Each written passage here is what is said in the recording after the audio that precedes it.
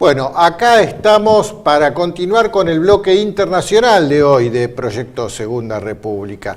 Adrián, día de hoy. Hoy es martes 26 de abril del 2016. Hoy se cumplen 30 años de la catástrofe de Chernobyl. Sí, que es verdad. Pobre Ucrania viene sufriendo tanto ya entre los ataques y los golpes de estado de la OTAN y esta conmemoración de Chernobyl, que es casi un suburbio de la ciudad de Kiev, la capital de Ucrania. Fue terrible. Bueno, retomando nuestro bloque internacional de la semana pasada, avalancha de comentarios, muchos a favor, algunos en contra, con respecto a lo que hemos criticado del Papa, la semana pasada del Papa. Y me viene a la mente esta frase que usa mucho nuestro gran amigo Denis Martos: me hago cargo de lo que digo, no me hago cargo de lo que usted interpreta. Pero lo que quisimos decir, sin la intención en ningún momento de faltarle respeto al Papa, a nuestro Papa argentino desde ya, es que hay muchas versiones que circulan en la web que tienen que ver con lo que pasa dentro del Vaticano. Y si nosotros tomamos en perspectiva estos análisis de lo que sucede dentro de la web y lo comparamos con aquellos experimentos que hacía Jung, Carl Gustav Jung, a principios del siglo XX, en donde él, a través de la terapia que le iba haciendo a sus pacientes, iba encontrando patrones en común y a través de eso pudo describir lo que era el espíritu colectivo, el inconsciente colectivo, que más tarde o más temprano iba a terminar manifestándose en la realidad. Esto es lo que hoy nos ofrece la Internet. Todo lo que circula en Internet es parte del inconsciente colectivo. Este experimento que hizo la Microsoft un mes atrás exactamente, en donde programaron a un robot para que aprenda solamente buscando los contenidos en la web, y este robot en un día aprendió muchísimo más de lo que puede aprender cualquier ser humano, y las conclusiones a las que llegó este robot es que Hitler era un buen tipo, y que el Vaticano está metido en un montón de conspiraciones y que los extraterrestres están por venir a la Tierra. Eso es el inconsciente colectivo hoy. Si nosotros nos limitamos a simplemente mostrar estos detalles y con noticias que vamos sacando de la web. Por ejemplo, algunas noticias que hemos traído hoy que un poco manifiestan este inconsciente colectivo que se manifiesta en la web, y que era un poco lo que nosotros quisimos expresar la semana pasada. Aclaremos, Enrique, que cuando se habla de la teoría del inconsciente colectivo de Carl Jung, tiene un enorme, casi diría total, componente irracional, pero lo interesante es, y esto lo describe en diversas obras Jung, él pudo entrever en los años 1910, 1911, 1912, que por los sueños de sus pacientes probablemente iba a ir a haber un episodio de enorme violencia en Europa, que fue la Primera Guerra Mundial.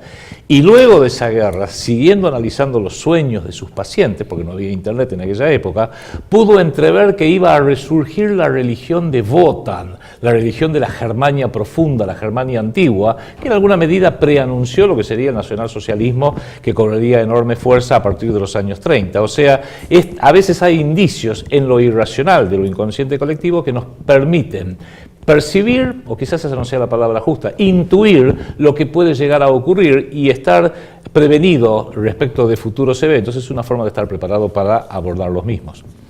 Bien, con respecto a lo que nosotros dijimos, que hay rumores que hablan de que el Papa tiene en su cabeza la posibilidad de renunciar.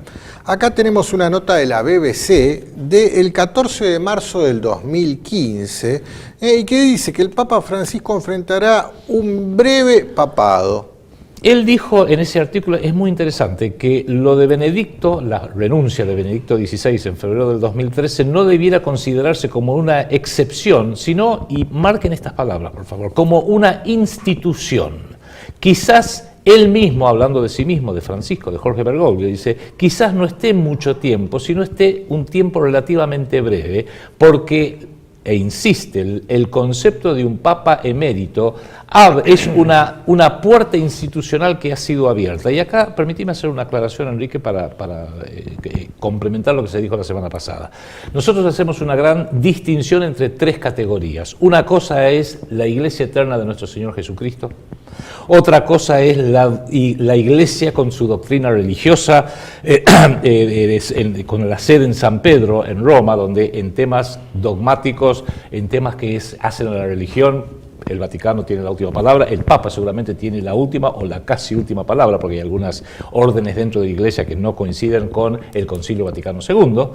Y tercer categoría es el Estado del Vaticano, un Estado soberano que tiene su Cancillería, que tiene su Guardia Suiza, que tiene su banco y que es tan bueno o tan malo como los hombres que lo componen. Cuando hacemos alguna crítica, que la hemos hecho y se seguirá haciendo en la medida que sea necesario, siempre estamos hablando en lo geopolítico del Estado del Vaticano y de ninguna manera ni de la Santa Iglesia Eterna, ni tampoco de la Iglesia Católica como una institución religiosa. Dicho claro, eso, y cuando criticamos al Papa lo criticamos en su rol de jefe de Estado, un líder más en el escenario geopolítico mundial. Porque la razón que a mí me llamó mucho la atención, esto de que el Papa podría renunciar, es que si uno analiza, y esto lo dije la semana pasada, el nuevo orden mundial, el venidero gobierno mundial, creo yo, va a tener 5 sedes. Lo dijimos la semana pasada, Washington como sede militar, Nueva York como sede financiera, Londres como sede política, el Vaticano o Roma como sede ecuménica religiosa, porque este nuevo orden mundial necesita una religión light, ecuménica, que abarque prácticamente a todas las religiones del mundo, de ser posible, y una capital mundial donde van a supuestamente entronizar el jefe del mundo en Jerusalén. Ahora bien, las instituciones del nuevo orden mundial, las instituciones de este gobierno mundial, tienen una serie de leyes o de reglas que se cumplen a rajatabla, una de las cuales yo la he llamado la regla del reemplazo ordenado. Todas las instituciones públicas y privadas de este gobierno mundial, que ya de hecho lo tenemos entre nosotros, tienen esquemas para reemplazar en forma ordenada a sus cabezas visibles, sean presidentes, primeros ministros en los distintos estados republicanos, sean los CEO, los CEOs, los gerentes generales en las distintas empresas, sean los que manejan los think tanks, los bancos del cerebro, y esto le estaba faltando en alguna medida a la Iglesia Católica. Por eso, o al Vaticano debiera decir, para ser más consistente con lo que acabamos de decir, el hecho de que se esté institucionalizando, según palabras textuales de Francisco, la puerta institucional que permitiría introducir este concepto ya introducido por el propio Benedicto XVI, de un papa emérito, o sea, un papa que renuncia, se queda, pero renuncia y queda como una especie de elemento de consulta. Sería una forma ordenada para que también el Vaticano, como una de las instituciones clave, insisto, el Vaticano como una de las instituciones clave de este nuevo orden mundial, también tenga un esquema previsible de reemplazo y que no sea la muerte natural como fue hasta Benedicto XVI por lo menos. Tenemos también que ver que esto hasta afecta a algunas de las coronas de Europa y permitiría explicar estas abdicaciones notables que hemos visto en los últimos años, la reina de Holanda, el rey de España, y este año que acaba de cumplir 90 años, la reina de Inglaterra, Isabel II, no me sorprendería que también abdique o le ceda el trono, se viene hablando de esto insistentemente en la propia Gran Bretaña, ya no en favor de su hijo bobo, debiera decir Carlos, sino en favor de su nieto, Guillermo, que justamente, no olvidemos que la monarca británica es la cabeza también de la masonería. En este momento, Guillermo, que sería Guillermo IV, el nieto, el hijo de Diana Spencer, tiene 33 años. Nació el día del solsticio de verano del 21 de junio de 1982. Va a cumplir 34 años en apenas 2 meses más. Quizás podamos tener algún cambio también en lo que es la corona británica para hacer esta sucesión ordenada. Pareciera que los únicos que pueden siempre seguir gobernando por los siglos de los siglos y por la gracia de Dios son instituciones que están por encima de todas las que acabo de nombrar, arriba de las corporaciones, por encima de las naciones, por encima de las propias monarquías y desde luego incluso por encima de las religiones, que sería la eternidad de los Rothschild Rockefeller. Bueno, otra noticia me dejas ponerte, el sitio Aporrea, el 24 de diciembre del año pasado publica: Papa Francisco, esta puede ser nuestra última Navidad. Y el Papa dijo que el actual estado caótico del mundo marca el comienzo de los últimos tiempos y que el año que viene al mundo es probable que sea irreconocible. Entonces, bueno, cuando nosotros cuestionamos esta actitud del Papa, que si verdaderamente él sabe algo de lo que está por pasar, tal vez por su rol de jefe de Estado, por las reuniones que tiene con otros jefes de Estado, no lo sé, pero evidentemente para decir que esta puede ser nuestra última Navidad, algo sabe. Entonces estaría bueno que lo comparta con el mundo. Él ya ha hablado de que estamos en la Tercera Guerra Mundial, con lo cual yo al menos coincido plenamente. Ya estamos en la Tercera Guerra Mundial, que no ha avanzado a ese terrible paso potencial que quizás es cada vez menos posible y más probable de una guerra o una confrontación termonuclear, con todo lo que implicaría. Sí.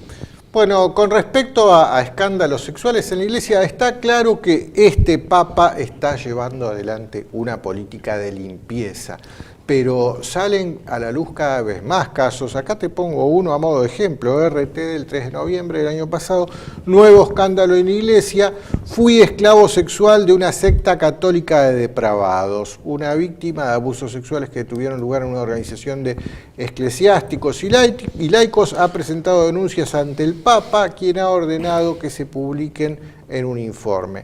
Bien. Esto es correcto lo que está haciendo el Papa. Muy bien, hay que limpiar a la Iglesia de los adoradores del demonio que están infiltrados, obviamente que sí. Y déjame seguir con otro tema, este es el portal 20 Minutos, la fecha de la noticia es del año pasado también, la noticia, y que habla de despilfarro y mala gestión. Prácticas del Vaticano develadas por filtración de un cura español. Son los mismos sacerdotes en muchos casos los que están sacando a la luz cosas que el Vaticano mantiene escondidas. Bueno, este sacerdote español, Vallejo Balda, ha sido detenido y está en un calabozo en el Vaticano, y la fuga de información se publicó en 2 libros que han causado gran revuelo en Italia: Via Crucis de Gianluigi Nuzzi y Avarizia de Emiliano Fittipaldi, que son 2 investigadores, 2 periodistas que han puesto esta información y que dicen, entre otras cosas, que se han encontrado en malversación de fondos donde dinero obtenido por el óbolo de San Pedro, una institución que gestiona obras de caridad del Papa, terminó siendo destinada a algo tan prosaico como gastos ordinarios extraordinarios de instituciones de la curia romana, y otra reunión de fondos que era para ayudar a un hospital pediátrico gestionado por el Vaticano, terminó siendo utilizado para mejorar los aposentos del ex secretario de Estado Tarciso Bertone tras su jubilación. O sea, el libro especialmente Avarizia de Fittipaldi, habla mucho de lo que son los que ya desde hace décadas chanchullos, por así decirlo, del Banco Vaticano, del Instituto de la Obra Religiosa, donde indica que incluso no se sabe a ciencia cierta cuáles son los bienes que siquiera tiene el Vaticano, y se considera que todavía siguen existiendo miles de cuentas en el Banco Vaticano que son de dudoso origen. Cuando decimos de dudoso origen es porque la mafia italiana en algún momento vio que si podía lograr colocar su dinero en una institución de gran prestigio, como lo tuvo en alguna época, en algún momento, como el Banco Vaticano, eso la iba a sacar de la mira de la ley. También ha habido casos de lavado, también ha habido casos de usura. O sea, el Vaticano casi, y sin que nadie lo notara, se transformó en una plaza offshore, en una suerte de paraíso fiscal, hasta que empezó a investigarse. Y esta investigación lleva muchas décadas, demasiadas, porque se retrotrae al escándalo del obispo de Chicago, Malsincus, que fue sindicado de estar en una suerte de colusión con Roberto Calvi, el quebrado Banco Ambrosiano, y Roberto Calvi, que era masón, como unos cuantos dentro del Vaticano, fue encontrado ahorcado, según el rito masónico, debajo del puente Blackfriars de Londres del 17 de junio de 1982. Se ha sindicado incluso que la muerte de Juan Pablo I, que duró 33 días, apenas de una media luna a otra media luna, por eso San Malaquías lo llamaba el Papa de la media luna en sus proféticas visiones de hace muchos siglos, quiso limpiar esto Juan Pablo I, pero bueno, alguien supuso que 33 días después no iba a ser conveniente.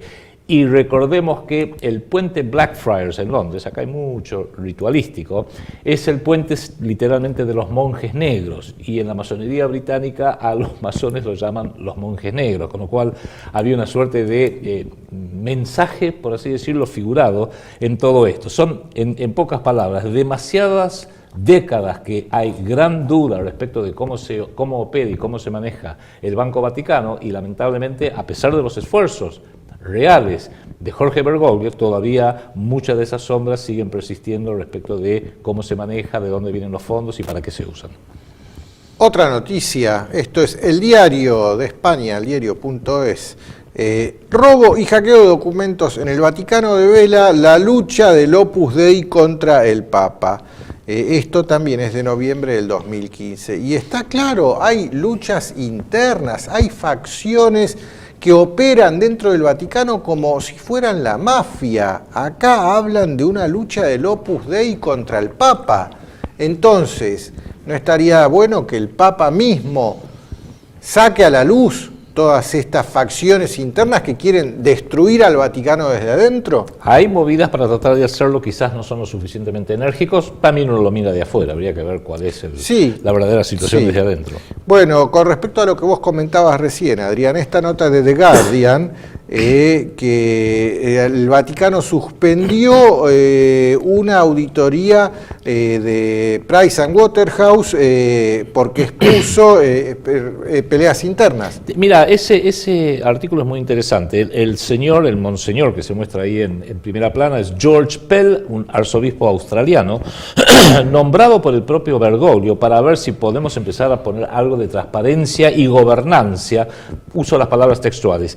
Mejores controles, transparencia y gobernabilidad de las vastas finanzas de la Iglesia, son las palabras de George Pell, el arzobispo australiano, que nombrado por Bergoglio para ver si podemos emprolijar todo este tema. Empezó a hacer una auditoría que le fue encomendado a una de las grandes auditoras del mundo, PricewaterhouseCoopers. Pero otro arzobispo, Angelo Becciu, sin conocimiento de Pell, parece que mandó una carta a todas las instituciones del Vaticano diciendo no den ninguna información, queda todo parado, queda suspendido, y se le ha revocado a George Pell, el arzobispo, la capacidad de llevar a cabo esta auditoría. Con lo cual, dentro del propio Vaticano, aún en contra de un arzobispo nombrado por el propio Bergoglio, parece que le tiran dardos, le ponen trampas, le ponen cáscaras de banana por todos lados, y se cree que la salida de este arzobispo podría producirse en breve plazo, lo cual también se llevaría consigo al CEO, que no es religioso, es laico, Jean-Baptiste François,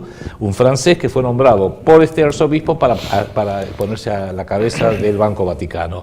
Evidentemente las luchas internas son muy graves y llevan a la pregunta obvia: ¿cuál es el problema para que haya tantos intereses a los máximos niveles del Vaticano, para que haya transparencia respecto de las finanzas del Banco Vaticano, el Instituto de la Obra Religiosa, como es su nombre formal, de dónde vienen esas cuentas, qué se ha hecho con esas cuentas, máxime cuando el propio arzobispo Pell de Australia dice hay cientos de millones de euros que han quedado escondidos y todavía no podemos identificar de dónde vinieron, qué se hizo con ellos y quién fue el responsable de sacarlos del circuito financiero que le daría la transparencia y gobernancia que está reclamando Francisco.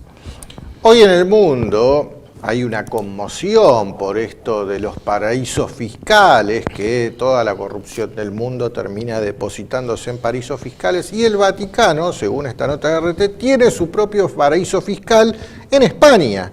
El paraíso fiscal de la Iglesia Católica en España, publicaba RT el 22 de abril de este año. Cada residente en España paga una cuota de 240 euros al año a la Iglesia, revela una ONG Europa Laica, que denuncia el paraíso fiscal del que disfruta la Iglesia Católica en ese país ibérico. Y si esto es así, atrás u ocultos, infiltrados dentro de los dineros de la Iglesia, deben haber otros dineros de otros personajes no tan santos como la Iglesia, evidentemente.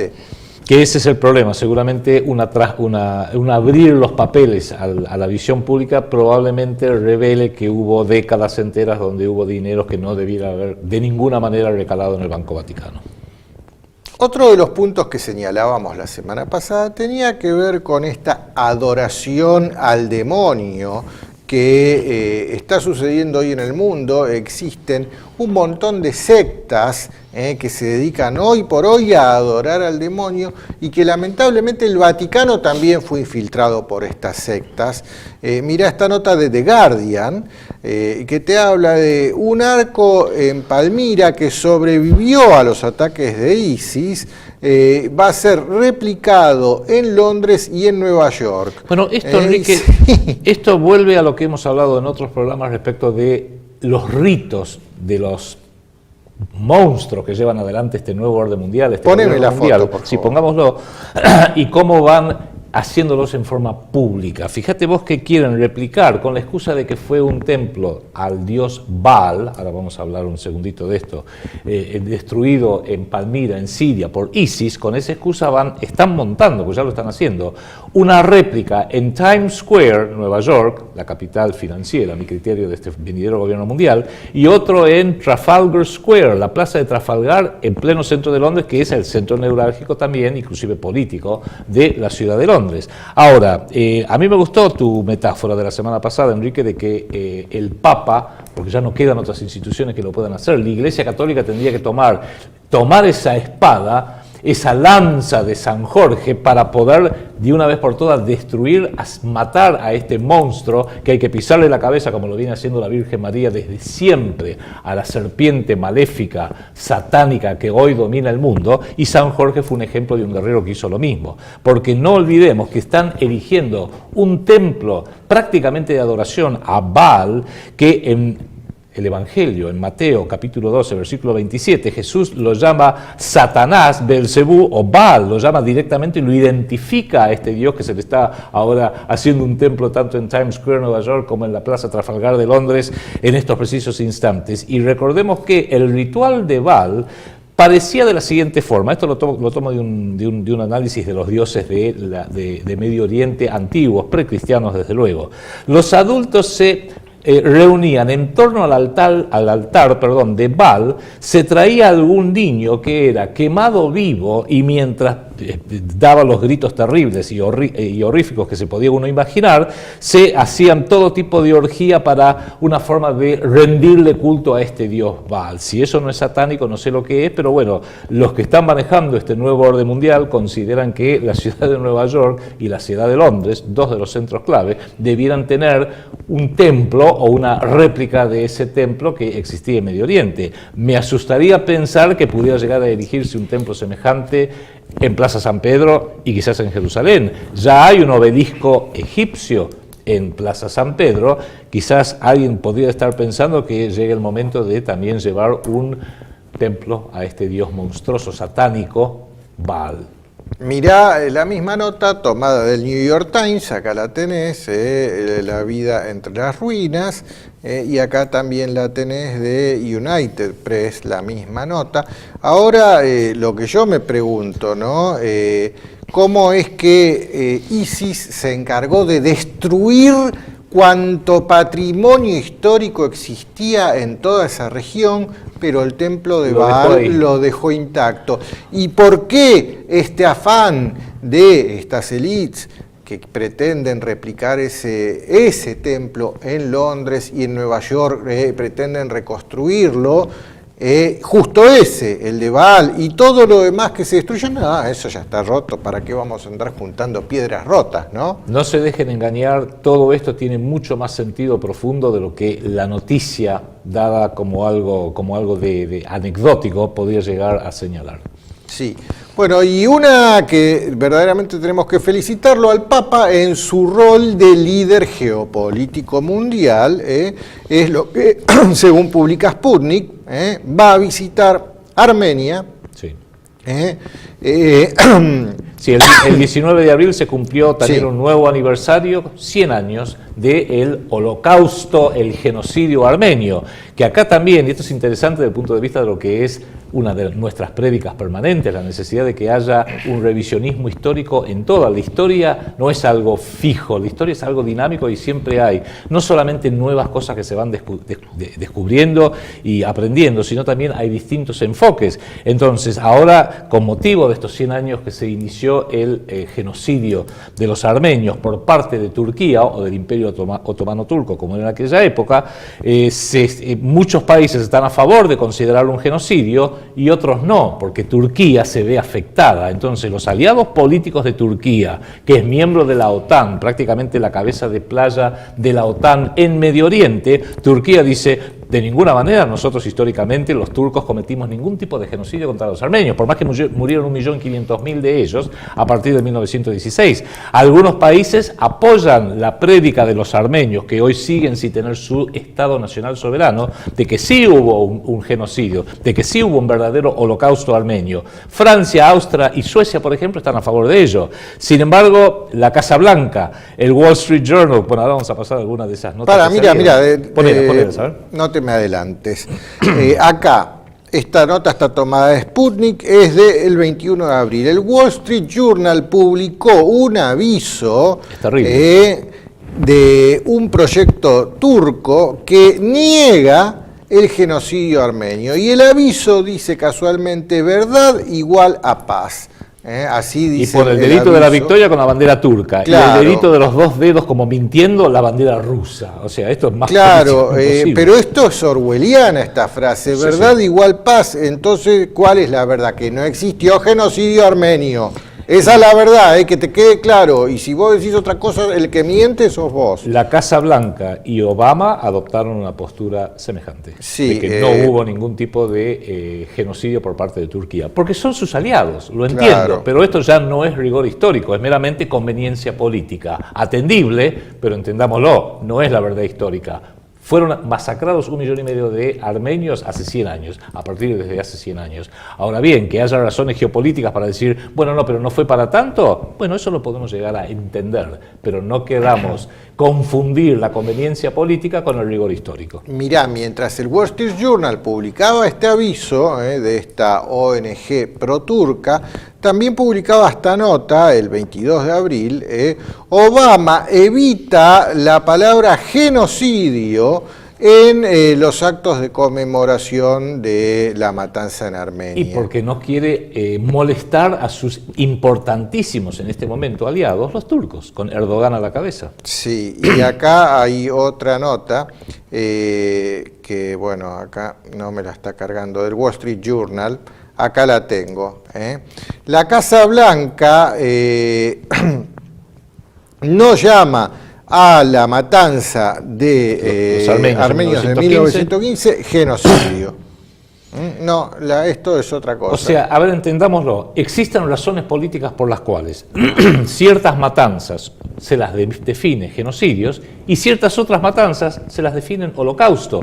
Pero claramente hay una intencionalidad política actual de por qué de ello, para no molestar, por ejemplo, a un aliado importantísimo como Turquía, o para llevar simpatía hacia un proyecto geopolítico de la post-Segunda Guerra Mundial, como fue el Estado de Israel, y se utiliza también políticamente, de esto habla Norman Finkelstein en su espléndido libro La industria del holocausto, para generar corrientes de simpatía a favor de un Estado que ni siquiera existía durante la Segunda Guerra Mundial, como es el Estado de Israel. Mirá, ya que mencionas Israel, esta nota de Sputnik del 28 de abril, no 28, 23 de abril, la diáspora armenia reprocha al presidente israelí por el no reconocimiento del genocidio armenio. Claro, porque en este momento Israel es aliada de Arabia Saudita y de Turquía. Entonces, el propio presidente de Israel, donde Israel, una de las razones de ser fue, lo que acabo de decir, las corrientes de simpatía que se generaron, especialmente en Estados Unidos y en Europa Occidental y otras partes del mundo,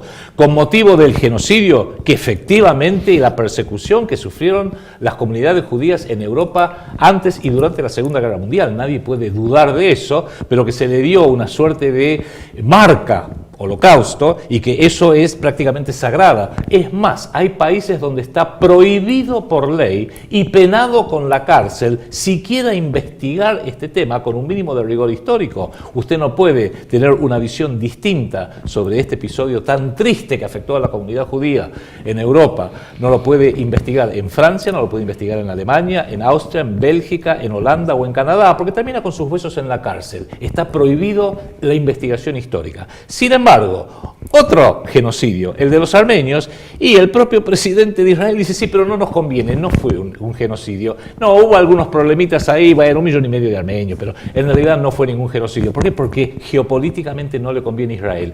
Y lo entiendo, me pongo en los zapatos de los israelíes, en los zapatos de los norteamericanos y en los zapatos de los turcos, y quizá no les convenga, pero no confundamos la conveniencia geopolítica y política con el rigor y la verdad histórica, en ninguno de los casos. Otro de los casos, esto es totalmente orwelliano lo que está sucediendo, y acá de vuelta Sputnik te lo pone el 30 de marzo. Estados Unidos reescribe la historia de la guerra de Vietnam, un genocidio de casi 4 millones de almas. ¿Vos te acordás la película esa, 1984, espléndida película con John Horton, creo, y con Richard Burton, en base a la obra de 1984 de George Orwell, donde estaba este pobre tipo que tenía que agarrar noticias viejas, sí, cambiarles el titular, cambiarles las fotos, porque las razones políticas de ese mundo orwelliano habían cambiado, entonces había que literalmente reescribir la historia permanentemente. Estados Unidos insiste, porque es poderoso, por eso lo puede hacer, en imponernos su doble discurso, su doble estándar. Seamos claros, el rigor histórico demuestra que lo que hizo Estados Unidos en Vietnam, 3.800.000 muertos, en Japón, Hiroshima y Nagasaki, en Alemania, la destrucción de Dresde, en Irak, hace apenas 15 años, en Libia hace apenas 5 años, en Siria actualmente, en Afganistán actualmente, en la República Dominicana, en Panamá, George Bush padre, el Plan Cóndor, propiciado por el Departamento de Estado, las Fuerzas Armadas norteamericanas y ejecutado geopolíticamente por Kissinger, contra Argentina, Chile, Brasil, Uruguay, Bolivia y Paraguay. Lo que hicieron en El Salvador en la época de Reagan, lo que se hizo en Nicaragua, fueron genocidios, fueron verdaderos holocaustos, pero como Estados Unidos es poderoso, maneja todos los medios, pone mucha plata por todos lados, la gente dice, bueno, hubo una guerra en Vietnam, entiendo, creo que hubo una guerra en Vietnam, 3.800.000 muertos, sí, algo me contaron. En Irak, hace apenas 15 años, 1,5 millones de muertos. Pero bueno, no hablemos de eso porque había armas de destrucción masiva. No, pero no había. Bueno, sorry, me equivoqué. Cualquiera puede cometer un error. Bueno, ¿me dejás ir a una pausa? Sí, señor. Y volvemos enseguida. Usted no se vaya. Colonialismo financiero mundial, vampiros y buitres. El nuevo libro de Adrián Salvucci desenmascara los mecanismos del sistema de deuda pública. Colonialismo financiero mundial, vampiros y buitres, disponible en mercadolibre.com.ar. Allí encontrará el libro en su versión estándar, así como la edición especial, dedicada y autografiada por el autor, la cual se ofrece como bono colaboración al proyecto Segunda República. Colonialismo financiero mundial, vampiros y buitres, de ediciones PSR. ¿Querés ayudarnos a seguir creciendo? Seguinos en todas nuestras redes en internet. Facebook.com/Proyecto Segunda República. Twitter.com/PSR-Argentina. En YouTube, seguinos en 6 canales. Canal TLB1, el canal de Adrián Salvucci, el canal de Cucu, videos PSR, revisionismo PSR y defendamos la Patagonia. Proyecto Segunda República. Una idea cuyo tiempo ha llegado.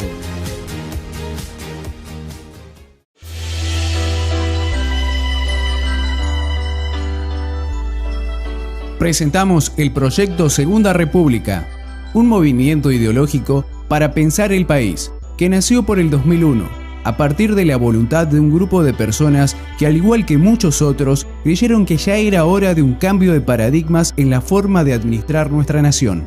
Los que adherimos a esta iniciativa componemos una comunidad de argentinos que comparten el deseo de terminar con las malas prácticas del gobierno que nos mantienen sometidos y en constante desventaja ante el resto del mundo.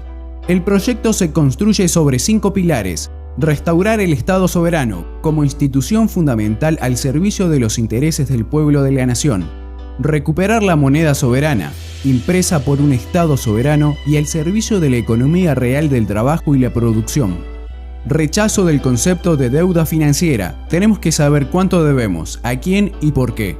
Las deudas legítimas las vamos a abordar, las dudosas las vamos a investigar y las ilegítimas las vamos a repudiar. liberación de las instituciones republicanas de su dependencia del dinero, para que cualquier ciudadano competente tenga voz y voto en todos los niveles de la administración del Estado.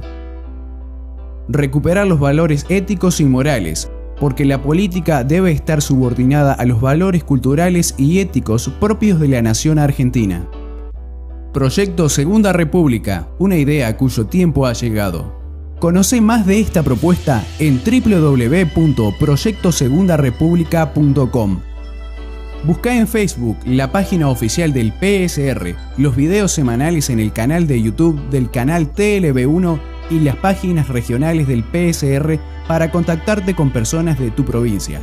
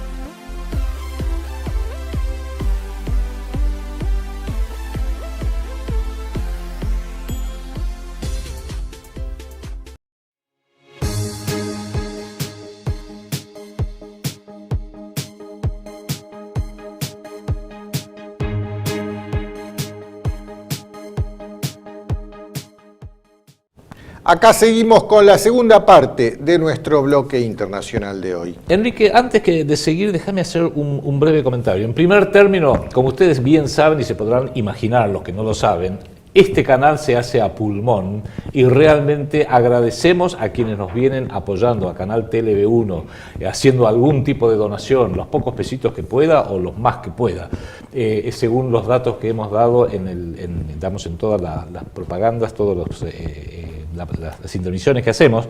También usted puede, si nos ve desde afuera, enviar a través de PayPal a jsoagepinto@gmail.com, que es una cuenta PayPal, que también podrá hacernos llegar una contribución, ayuda a mantener la multiplicidad de gastos que tenemos y que tiene cualquier canal de la naturaleza de TLB1, que justamente, por más que lo hacemos con sacrificio, tratamos que sea lo más profesional posible, que tenga la constancia y el seguimiento y la consistencia que semana tras semana tratamos de ir dándole con gran sacrificio. Así que todos los que nos apoyen, realmente lo agradecemos mucho. Y el otro comentario que quiero hacer, Enrique, rápidamente es pedir en un sentido muy amplio disculpas, que a veces, y lo digo por mí especialmente, como decimos aquí en Argentina, se me suelta la cadena de la bicicleta y a veces uno es excesivamente vehemente.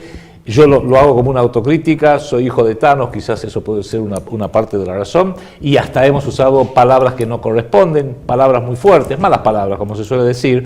Pedimos disculpas por eso, yo al menos voy a hacer un esfuerzo consciente para no hacerlo, para evitarlo, porque yo al menos creo que se pueden hacer todas las críticas que hayan que hacerse contra los que están destruyendo este mundo, llevándonos a este terrible gobierno mundial. A nivel mundial, como también en mi país, se pueden hacer hacer las críticas de una forma más respetuosa. De manera que realmente yo al menos pido disculpas por esa falta de forma y falta de estilo, y vamos a hacer lo imposible para que no se repita, aunque no prometo nada porque algunas noticias realmente a uno lo sacan de quicio.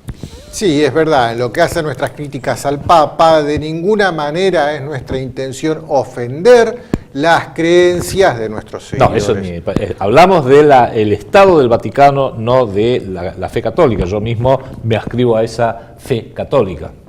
Bueno, vamos a entrar en otro tema. Mirá esta noticia que salió la semana pasada en La Nación, es del domingo pasado, 24 de abril, bajo la lupa. El auge de candidatos antipolítica desafía a Occidente. El fenómeno de los dirigentes que explotan la desilusión de las sociedades crece en Estados Unidos y en varios países europeos. La ola no distingue ideología y los une su reto al establishment. Y este fenómeno también se dio acá en la Argentina. A ver, Macri no ganó las elecciones por mérito propio, no ganó las elecciones por su inteligencia, no ganó las elecciones por lo fuerte de su propuesta política, es más, existe su propuesta política, no ganó las elecciones por lo lúcidos que son los tipos con los que se rodeó, simplemente ganó las elecciones porque supo capitalizar el odio que le tenía el electorado a todo lo que significara kirchnerismo. Por eso recibió esta avalancha de votos. Lo que dice esta nota acá es que aparecen en Europa candidatos que están capitalizando eso. El odio que existe por parte de la población a lo que es tradicional, al establishment. Un poco vendría a ser el que se vayan todos que hemos vivido acá en la Argentina en el año 2001, está surgiendo ahora en Europa. Entonces, la población se está avivando, hay algo que está muy mal. Los líderes que están surgiendo, a mi entender personal, no sé al tuyo, Adrián, no están a la altura tampoco, porque sí, algunos tienen frases lúcidas, por ejemplo, acá, poneme la nota, por favor, por ejemplo, Jeremy, te mencionan a Pablo Iglesias de Podemos en España, que para mí los de Podemos no tienen nada de rescatables. Jeremy Corbyn, lo único que tiene de rescatable es que está a favor de devolverle las Malvinas a Argentina. Un izquierdismo bastante anacrónico. Marine Le Pen, que les sale nazismo por los poros, pero ella dijo una frase interesante, mira. La Unión Europea es como la Unión Soviética, porque las instituciones de Bruselas se apropiaron de la soberanía del pueblo. Totalmente. No tenemos soberanía legislativa, da igual lo que diga el pueblo, siempre estarán las leyes europeas para suplantarlo. Y en esto le doy la razón, ¿viste? Bernie Sanders lo mismo, está diciendo cosas que son verdaderamente lúcidas. O Donald Trump es el lo mismo. Representante máximo. Hace 2 programas también pasamos un tramo de un discurso, con la traducción por supuesto aparte, del presidente húngaro Viktor Orbán, que realmente explica uno de los problemas que realmente sí preocupan a los pueblos de Europa ahora, como es esta avalancha inmigratoria que les ha venido desordenadamente y sin ningún tipo de consistencia. Algunos creen como una forma inclusive de debilitar la base cultural de Europa en general. En Austria acaba de ganar con el 36%, aunque tiene que ir a una segunda vuelta, Norbert Hofer, del Partido de la Libertad austríaco, el Freiheitliche Partei Österreichs, que algunos dirán es de la ultraderecha. Ahora le vamos a contar algunas cosas de ese partido y sus representantes para que vean que puede que sean de una ultraderecha, pero que hay mucha gente que coincide con ellos. E incluso esta preocupación que hay con la tsunami migratoria. Hay una película que se hizo el año pasado en Alemania que se llama El ha vuelto. Y El ha vuelto es una especie de película documental. Ahora vamos a pasar un pequeño tramo. No sé si el señor director lo tiene ya para te muestro, pero déjame antes hacerte un comentario con respecto a eso. Sí.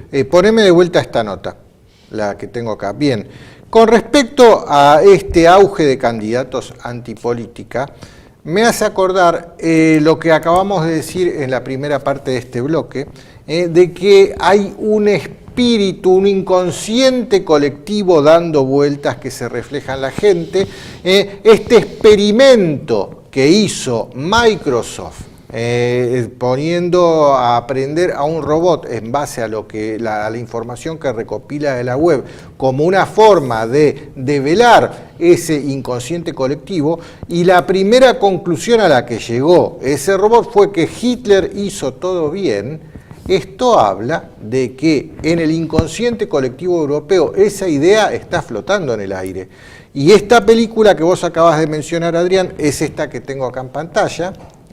A ver si podemos ha pasar un vuelto tráiler. del año 2015 y que es brillante. La vimos este fin de semana. Es una película brillante que da para ser analizada desde 1000 lugares de perspectiva. Porque es muy ambigua, inclusive en su mensaje. Sí. No sé si podemos pasar un pedacito del tráiler. Ahí tenemos, dale. A ver.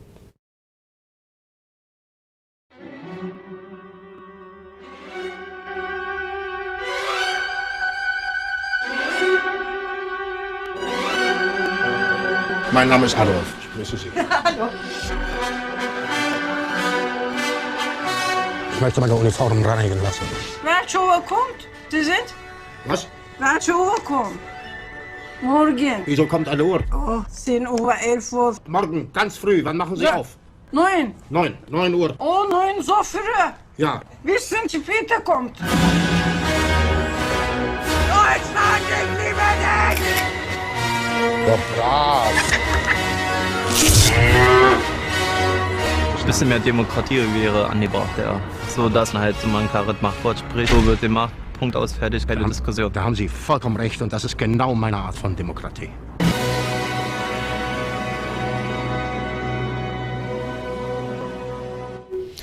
Lo que hace este personaje, obviamente todo es una comedia, va por las calles de Berlín, por las calles de Pero Múnich. es una mezcla de ficción y Sí, documental, sí, y porque documental, es real, es porque gente de la calle. rescata cómo reacciona la gente, y en algunos de esos diálogos que tiene mucho la película, lo que hacen es manifiestan la preocupación, alemanes viejos, no tan viejos, jóvenes, de esta desalemanización de su propia patria debido a estos influjos terribles que han recibido de inmigración descontrolada, esta desculturización con, digamos, esta nueva cultura del nuevo orden mundial, de la droga, y en algunos se ve hasta una nostalgia, y el que hace la película lo señala, lo documenta y también insinúa el peligro latente que podría ser si no se comprenden estas cosas como se debieran comprender, o se prohíbe, se le pone una suerte de manto de silencio a todo análisis serio respecto de tantos fenómenos que están ocurriendo hoy en día, pero que la gran prensa, los grandes medios, tratan de soslayarlos, tratan de mentirlo y tratan de que se mantenga una suerte de hipócrita silencio sobre temas que debieran debatirse públicamente cuando todavía se lo puede hacer de una forma civilizada y no esperar que haya brotes terribles de violencia, como hemos visto con estas terribles inmigraciones que se han dado en Europa de manera descontrolada. La conclusión final que uno saca después de ver esta película es que gran parte del electorado alemán estaría de acuerdo con que vuelva un Hitler. Y eso refleja, por un lado, el descontento con la conducción actual, con la clase política actual, el que se vayan todos. Pero si se van todos, ¿quién viene? Es la pregunta. ¿No? Y no hay un vacío total de ideas, de propuestas, de líderes, un vacío total de todo. Y esto que refleja Marine Le Pen también, ¿para qué nos vamos a preocupar en hacer leyes en nuestro Parlamento si nuestras leyes igual van a estar supeditadas a lo que dicta el Parlamento de Bruselas? Sí, sí. Y tiene razón. Y en Argentina nos ha pasado esto en el último año, donde ha habido tres primero, luego 2 candidatos finalistas carentes totalmente de toda propuesta e idea, carentes incluso, en el caso de la República Argentina, de una comprensión respecto de las raíces de todos nuestros graves problemas, la raíz de nuestra decadencia, pero bueno, de esto ya hemos hablado en el primer bloque nacional del programa de hoy. Bueno, te pongo otra noticia, lo que vos mencionabas recién, lo de Hofer en Austria. El ultranacionalista Hofer gana la primera ronda de las presidenciales en Austria. Bueno, ahí están, Enrique, eso sí. Es muy interesante, porque ahí están todos muy preocupados. Inclusive llegó a decir el presidente del Congreso Judío Europeo, Moishe Cantor, que estaba muy preocupado de estos resultados del Partido de la Libertad austríaco, y que pareciera que después de 70 años del Holocausto nuestras memorias colectivas nos están fallando. Sin embargo, sé que tenés otra nota sobre acá este hay mismo otra, partido. pero casualmente habla, a ver, la memoria colectiva, no, el inconsciente colectivo hoy está llamando a esto. Eso es lo que reflejó el experimento que hizo Microsoft. Correcto. Acá esto es de Guardian. La ultraderecha austríaca triunfa en las elecciones presidenciales. Y puede traer muchos problemas, pero hay otra nota más. A ver, esta es la ¿qué que... otra? Esta de Sputnik. Líder Esta es la que me derechista interesa. austríaco visita Israel por invitación del partido de Netanyahu. A ver, el líder derechista al cual se refiere es Heinz Christian Strache, que es el presidente del Partido de la Libertad Austríaca, que como es de ultraderecha, fue invitado por el gobierno de ultraderecha de Benjamín Netanyahu a visitar Israel. Con lo cual, las ultraderechas ideológicas, sea la austríaca, bastante nazi, o la israelí, súper fundamentalista, parece que no tiene ningún problema en recorrer calles de Jerusalén, en este caso, en forma conjunta, porque comparten un ideario en común. Sí, es verdad, se encuentran en algún lado, ¿no? Y toman un café juntos. Bueno, el periódico, el blog Libre Red, también habla de que en Hungría está pasando lo mismo. Sí. La extrema derecha en Hungría con serias aspiraciones de llegar al poder. Esto es del 23 de abril y es lo mismo, bueno, lo que pasamos hace un par de programas atrás. Víctor Orbán, el presidente de Hungría. Sí. Brillante lo que dijo Víctor Orbán, pero bueno, él se tiene que ir y ¿quién va a venir atrás?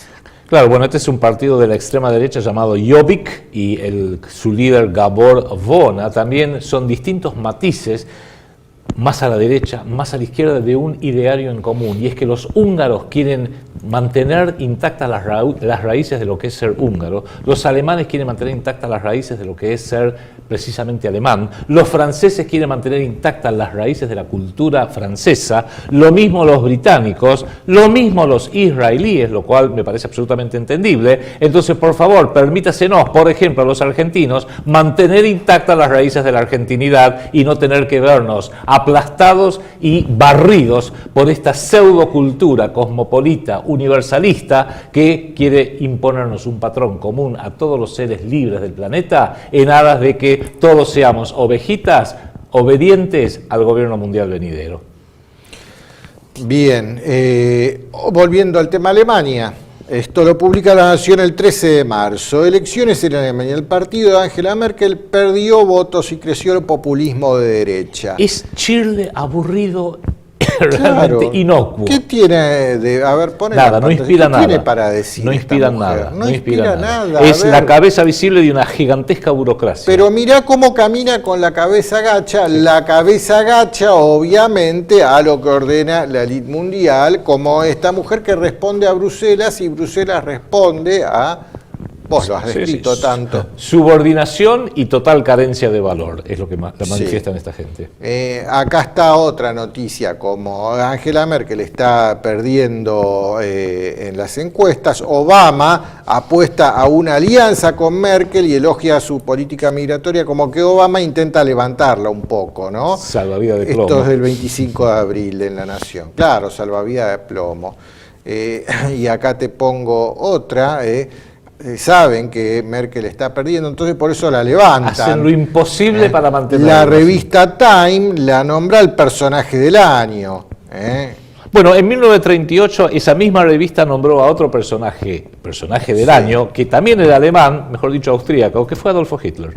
Bueno, y lo que yo me pregunto, ya que hablamos de revistas que son el centro de lo que es la prensa mundial y son del riñón de estos reptiles que gobiernan el mundo, la críptica tapa de The Economist de fin del año pasado, que hablaba de cómo hacer el mundo en el 2016 y por qué a Angela Merkel la ponen como la proa de los acontecimientos geopolíticos en el planeta. Parece la proa de una suerte de buque hecho de seres humanos y el mascarón de proa es Angela Merkel. Nunca entendimos esto, que qué pasa, qué planes tiene la élite para Alemania y para Angela Merkel. Y necesitan de Alemania para la conducción de Europa y esta señora pareciera que es la más subordinada, digamos, a los intereses del nuevo orden mundial.